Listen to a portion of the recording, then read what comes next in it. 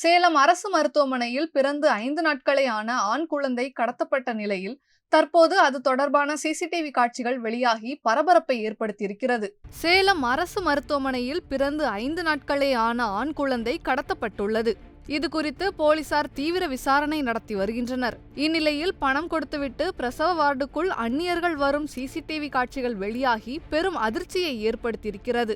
அந்நியர்களிடம் அங்குள்ள ஊழியர்கள் பணம் வாங்கிக் கொண்டு பிரசவ வார்டுக்குள் அனுப்பி வருகின்றனர். இதுபோல பணம் பெற்றுக்கொண்டு அந்நியர்களை வார்டுக்குள் அனுப்பும் ஊழியர்களே குழந்தை கடத்தலுக்கு காரணம் என பொதுமக்கள் புகார் அளித்து வருகின்றனர்.